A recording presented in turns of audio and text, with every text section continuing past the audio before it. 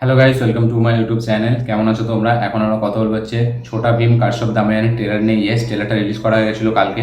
ট্রেলারটি দেখলাম, কেমন লাগলো এই ট্রেলারটি সেটা নিয়ে কথা বলবো। চলো ভিডিওটা শুরু করা যাক।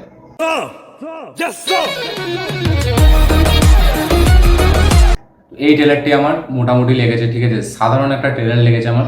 টিজারটা আমি বলবো এর তুলনায় অনেক বেটার ছিল, কারণ টিজারে যেভাবে বিল্ড আপ দিয়েছিল, যেভাবে প্রেজেন্ট করেছিল ছোটা ভীমকে, যেভাবে ওয়ার্ল্ডটাকে দেখিয়েছিল, সেটা অনেক বেটার ছিল। এখানে এখানে ট্রেলারে সেরকম কিছু মুভমেন্টস নেই যেগুলো আমাদের হেভি মনে হবে।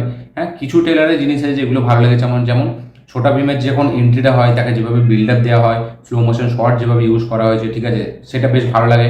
সে একাই একমাত্র ওই গ্রামের মধ্যে খুব পাওয়ারফুল, খুব স্ট্রং, তাই জন্য সে আসছে দামিয়ানকে হারাবে বলে। হ্যাঁ, গল্পটা যদি বলি তো গল্পটা হলো যে অনুপঙ্খের এবং তার টিম, ঠিক আছে, এই যে দামিয়ান ছিল সে খুব খারাপ ছিল, তাই জন্য তাকে মানে কার্স দেওয়া হয়েছে এবং শ্রাপ দেওয়া হয়েছে। এই জন্য তাকে সে মাটির নিচে করে দিয়েছে শ্রাপ দিয়ে। তো 1000 বছর পর, ঠিক আছে, সে কোনো কারণে কোনো মানে ভুল শয়তানি লোকেদের মাধ্যমে সে ওপরে উঠে আসছে এবং সে ঢোলাকপুরে রাজ করবে, এরকমই একটা গল্প। এবং এই যে ছোটা ভীম, মানে ছোটা ভীমের ছাড়া তাকে কেউ হারাতে পারবে না, তাই জন্য ছোটা ভীম আসছে এর সাথে লড়বে বলে। তো ছোটা ভীমকে যেভাবে এন্ট্রিটা দেওয়া হয়েছে সেটা কিন্তু একটা সিনেমা মতো, মানে যেরকম আমরা দেখি সাউথ সিনেমায় বা বলিউডের সিনেমায়, সেরকম একটা এন্ট্রির সিন শর্ট মানে ডিজাইন করা হয়েছে তার জন্য। এবং তার সাথে সাথে প্রত্যেকটা অ্যাকশন সিনে তাকে না খুব বিল্ড আপ দেওয়া হয়েছে, এটা আমার খুব ভালো লেগেছে। যেটা বাচ্চা ছেলের ক্যারেক্টার, তাকে কিন্তু একটা যেহেতু ছোটা ভীম খুবই একটা পাওয়ারফুল ক্যারেক্টার এবং খুবই স্ট্রং, তাই জন্য তাকে খুবই স্টাইলিশ ওয়েতে একদম হিরোইজমভাবে প্রেজেন্ট করেছে, এটা কিন্তু খুব ভালো লেগেছে দেখে। এবং তার সাথে সাথে কিছু স্লো মোশন শট আছে যেগুলো হেভি। কিছু সে যখন পাঞ্চ মারছে, সে যখন অ্যাকশন করছে, সেখানে যে শটগুলো নেওয়া সেগুলো কিন্তু বেশ ভালো লাগছে দেখতে। ভিএফএক্স ঠিকঠাক, ঠিক আছে, এত কম বাজেট আর কি ভিএফএক্স হবে, ঠিকঠাক ভিএফএক্স।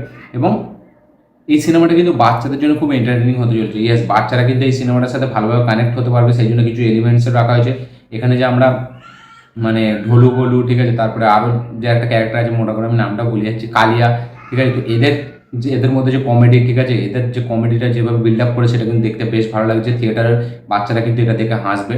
এবং তার সাথে সাথে এই ঢোলাকপুরটাকে যেরকমভাবে দেখাচ্ছে, দামিয়ান যে মানে সে কতটা পাওয়ারফুল, তারও আশপাশে অনেক চেলাচুরি আছে, ঠিক আছে, তারা এই ঢোলাকপুরে রাজ করতে চায়, তো সেটাকে যেভাবে দেখাচ্ছে তার বিরুদ্ধে কীভাবে লড়বে ছোটা ভীম, এই নিয়ে পুরো গল্প, ঠিক আছে। ট্রেলারটা আমার সাধারণ লেগেছে, সত্যি বলছি। টিজারটা আমি বলবো অনেক বেটার ছিল। ট্রেলারে সেরকম কিছু মুভমেন্টস নেই যেগুলো আমার দেখে বলবো হেভি, ঠিক আছে। কে অ্যাকচুয়ালি তো এই সিনেমাটি বানানোই হচ্ছে বাচ্চাদের জন্য, এটা কিন্তু অ্যাকচুয়ালি বড়দের জন্য নয়। সিনেমাটি স্পেশালি মানে মেনশন করা হয়েছে বাচ্চাদের জন্য, যাতে বাচ্চারা দেখে এন্টারটেন হতে পারে। তো দেখা যাক সিনেমাটি কেমন হয়। 31 তারিখ আসছে এই সিনেমাটি।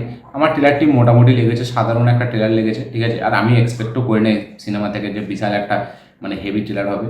তো এই গল্প এরকমই, এরকম টেমপ্লেটের গল্প। তো দেখা যাক সিনেমাটি কেমন হয়। তো আমার মোটামুটি লেগেছে। যারা যারা দেখেননি তারাও দেখুন, যারা অলরেডি দেখে নিয়েছেন তারা কমেন্ট করবেন যে কেমন লেগেছে।